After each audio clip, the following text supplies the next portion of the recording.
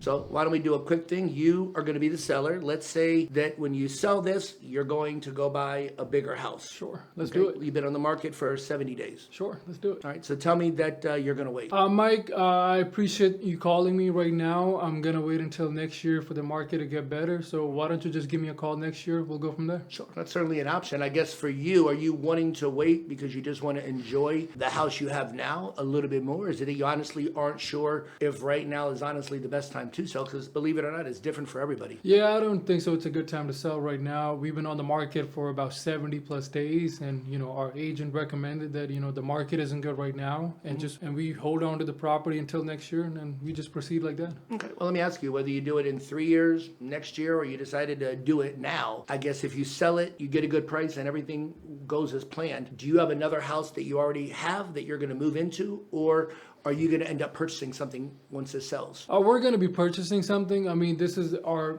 primary right now. We have a family of, 3 kids. Wow. We live in a townhouse, 3 rooms, 2.5 bath. We have a family that's growing. But again, we certainly will be buying a house, in the next 1 or 2 years. Gotcha. So it sounds like you're selling just to give your family more space, correct? Absolutely, 100%. How important is that for you, whether it's later or sooner? I mean, the idea was for us to do it sooner, but because, our house didn't sell, we just decided to hold on to it and just wait until next year. Yeah, well, I mean, I think like a lot of sellers now, you have 2 choices, and they're obviously both really good. Number one is that you could wait until the spring. I think the good thing for you is that when you get into September, October, November, you're going to see the Fed lower the interest rates, which is going to drive a lot more buyers to the property, which is going to give you a lot more appreciation on the property. You probably get an extra, 5 to 7%. So if you're on the spring and you're getting 5 to 7%, I mean, you're probably going to be a lot happier than you are now, correct? Yeah, I mean, that's certainly an option. Right. I think the only challenge you have is that you also are buying a bigger property. And obviously, if the value of your house goes up 5 to 7%, what do you think is happening to the house that you want to buy that's much bigger? Because that's probably also going up 5 to 7%, correct? I mean, that could. I mean, if the rates go up another 1.5%, I mean, the value of my house could go potentially down. But at the same time, the value of the house that I also will be buying could also go down. So I think it could be a win-win for me. Well, I mean, let me ask you something. If the value of your house was to go up and then the value of the other house would go up, how much money did you actually make by waiting? I mean, not a whole lot. Okay. But if you were to sell your property now and buy at a much lower price, knowing that again in September, October, November, the rates will come down, instead of actually paying an extra 5 to 7%, wouldn't you have 5 to 7% equity in your property? I mean, I could. I mean, that was kind of like the plan that we had this year. I mean, which is why we listed the property on the market as we did. But again, since it is not a good time to sell, our house didn't sell, and our agent recommended that we just wait until next year. I mean, that's good. That's exactly what we're going to do. Okay, and the thing is, you can wait. I guess if you were to wait, if you have 2 choices where in one scenario you wait, get equity, and then you give it all away, or number 2, you actually buy it at a lower price and get to keep the equity, what's the better investment? Because you have to understand something. Either way, you're going to wait. If you stay in your house now, you're going to wait, and eventually the value will go up, correct? Yeah, right. For sure. And if you buy the house you want to be in, which is bigger, you give your kids the space, you're going to wait, and the value of that house will go up, correct? Sure. The only difference is that if you stay in your current house, when you sell, you have to give all of your proceeds to buy the next house, where if you wait in the house you want to be in, you actually get to keep all of the equity. So, I mean, from a financial situation, what's better, giving all of your family's equity to somebody else, or buying what you want, waiting, and actually giving all of that equity back to your family? I mean, certainly keeping it, and obviously keeping it for my family. But again, that was kind of like the reason why we wanted to do it this year. And because it didn't work out, so, I mean, we just figured we just wait until next year. Okay, but I guess if I could show you that you'd be able to get an extra 5 or 7% versus giving it all away, I mean, potentially, wouldn't that be a better option? I mean, everybody says the same thing. I mean, our agent said the same thing, that he would get us the most amount of money for our home. I mean, we made the decision upon what he said. I mean, looks like, the rates have gone up significantly, and there's more inventory in the market. I just don't see that we can get, 5 or 7% for our home. Well, I mean, let me ask you something. Whether it's the end of this year or next year, when interest rates come down, what do you think will happen to the value of homes? I'm not sure. I'm not a real estate expert. Well, I mean, let me ask you something. It worked because right now you're qualified right for $1 million on what you told me. Yeah. If the interest rates go from 7 to 5, you're going to qualify for a house at like 1.3. Sure. So if you can get a 1.3 house for the same price as $1 million house, what do you think you and most people would do? I mean, how would you do it? I mean, we tried doing it. It didn't work out. Well, I mean, let me ask you something. Would the past performance of a real estate agent be something that you would view as being important? I mean, we did. I mean, when we hired our real estate agent, we looked at his track record. I mean, he said that he sold 20 homes, which is pretty phenomenal. I think most agents, he did mention that they do between 2 to 3 houses a year. So we hired him because of that. I mean, I don't see what would be a factor in you. Well, I think when you look here, I mean, as you can see here, I got your agent's track record up right here. He did sell 20, but interesting, in the last 5 months, he's only sold 2. Oh, wow. So what does that tell you about past performance versus current performance? I mean, I did not know he sold, 2 homes right now. I mean, let me ask you something. I think, one of the things that a lot of sellers today, and honestly, I think a lot of agents don't understand, is that last year and really the last 5 years, 9 out of 10 houses sold. Oh, wow. Right now, 5 out of 10 houses are selling, which means as an agent, we know we need to get twice as many buyers in the property to get an offer, and we know there's 2 ways to do it. Number one is we can double down on the marketing to get twice as many buyers in the same period, or it just simply takes 2 to 3 times as long to sell it. And the problem is the longer you're on the market, you open yourself up to people that have to sell. Because let's face it, there are some people in the marketplace, unlike you, that have to sell. And when someone has to sell their house, do they hold firm for a price, or do they take what they can get? I think they would probably sell. Yeah. So if people take what they can get and you get 2 or 3 people that have to sell in any market, what happens to the true value of your house? I mean, hope it goes up. Well, you would hope it goes up, but I mean, can the value of your house go up when everyone around you is bringing their price down? I mean, I did a lot of upgrades to my home. I believe my house is truly unique. I mean, we've spent, $20,000, $30,000 worth of repair. I think my house is truly unique. I mean, it is unique, but one of the things you may not understand is that there's also a lot of other properties that are unique.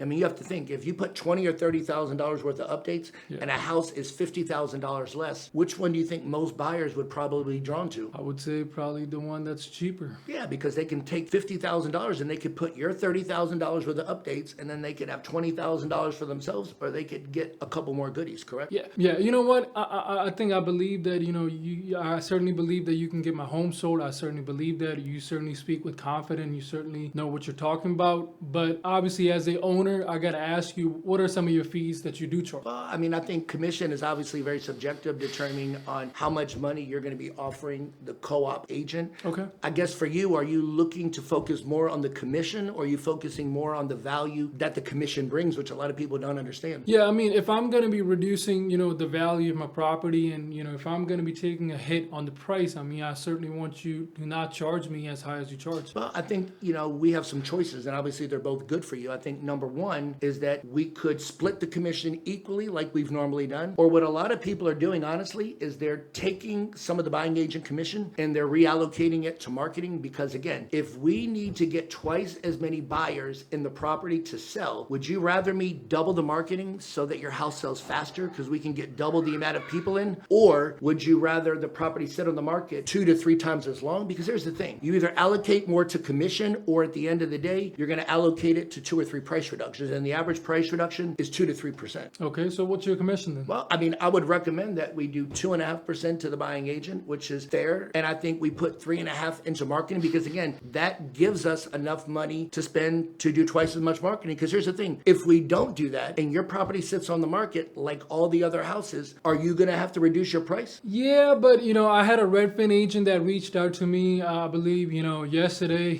I believe they said that they charge 1%, which was very attractive. I mean, as a homeowner, I certainly want to save a lot of money. I mean, I'm paying you, I believe, anywhere between $10,000 to $15,000 worth of commission. So I think me paying less money will help me, net the most amount of money. Well, I think the reason they do it at 1% is I want you to understand something. Redfin competes directly with Zillow. Redfin takes all of their advertising dollars, and instead of promoting Zillow, they promote Redfin to get buyers to go to that platform. Does that make sense? Yeah, that makes sense. The challenge is that 98% of buyers in the entire world go to where first? Redfin? No, you would hope so. 98% of people go to Zillow. Zillow, yeah. So the challenge you have with Redfin and why they only charge 1% is because they're only able to market to 2% of the market. Because again, if 98% of people go to Zillow, how much money is Redfin reallocating to promote Zillow? I mean, it sounds like they're not going to be spending a whole lot of money. Right. So if you're missing out on 98% of the people, what do you think that happens in terms of marketing, the amount of people that know about your property, and the length of time it's going to take to sell the house. I mean, what you're saying makes sense. I mean, so what form of marketing do you do? I mean, everybody lists the property on Zillow. I mean, what makes you any better than, 99% of the agents in Well, the I mean, market we space? do a lot of things, and I think, at the end of the day, let me ask you something. Do you care what an agent tells you they do, or do you care that they have proof that they do it? Because I think every agent that you talk to, like the last agent, can tell you that they're going to sell the property, they're going to do photos, they're going to put it online. But wouldn't you agree that the past and current performance is obviously much more valuable than simply telling you what we do? Because me telling you we're going to do it, does that guarantee that I'm going to do it? I don't think so. Yeah, I mean, think about it. When you go to a doctor and you're about to go in surgery and they're about to hit you with anesthesia, do you ask for the 1,000 things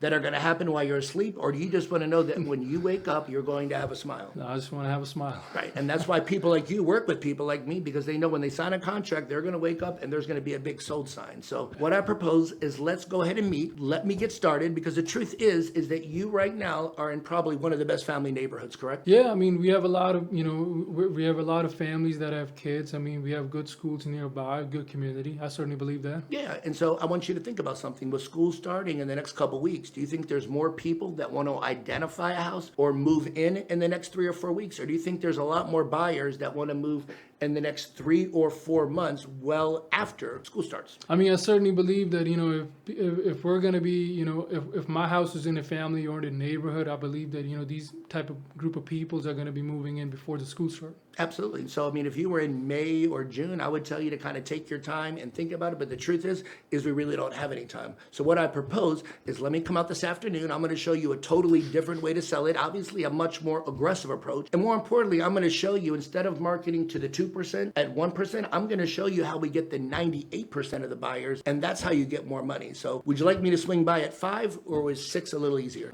We can try something at 6. Yeah. And the truth is that you all have to have the ability to stay on the phone with a seller and go back and forth, because the truth is your income is going to be in direct proportion to your ability to stay on the phone with the seller, not get angry, but to walk them down. Because remember, logic makes people think, but emotion is what makes people act.